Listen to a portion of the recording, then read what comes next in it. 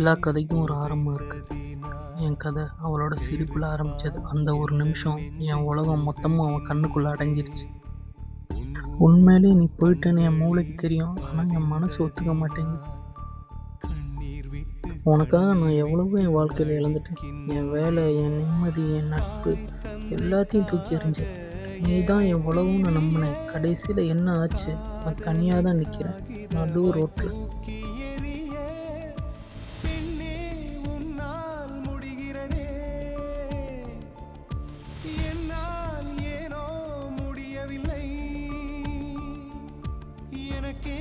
எனக்கே என்னை பிடிக்கவில்லை, காரணம் கேட்டால் தெரியவில்லை.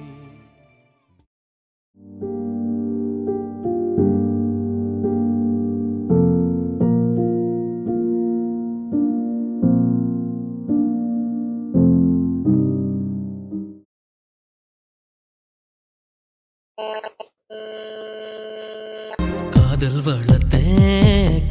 வளர்த்தேன் உன்மேல் நானும் புள்ள காதல் வளர்த்தேன்.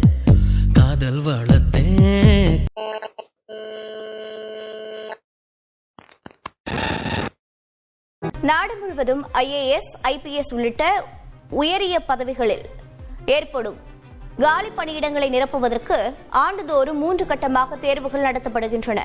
முதல்நிலை தேர்வு, 2ஆம் கட்டமாக முதன்மை தேர்வு, 3வது நேர்முகத் தேர்வு என்ற அடிப்படையில் தகுதி வாய்ந்தவர்கள் தேர்வு செய்யப்படுகின்றனர். அதன்படி இந்த ஆண்டுக்கான முதல்நிலை தேர்வு நாடு முழுவதும் இன்று தொடங்கியுள்ளது. 20 லட்சத்திற்கும் மேற்பட்ட பட்டதாரிகள் இதில் பங்கேற்றுள்ளனர். 975 காலி பணியிடங்களை நிரப்புவதற்கு UPSC இந்த போட்டித் தேர்வை நடத்துகிறது.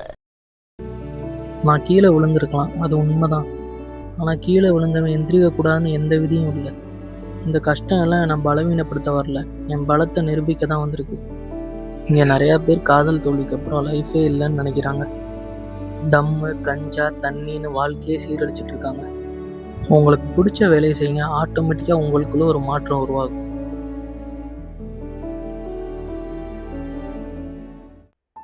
UPSC தேர்வு முடிவுகள் தற்போது வெளியாகி இருக்கிறது. தமிழ்நாட்டில் 155 பேர் தேர்ச்சி பெற்றிருக்கிறார்கள்.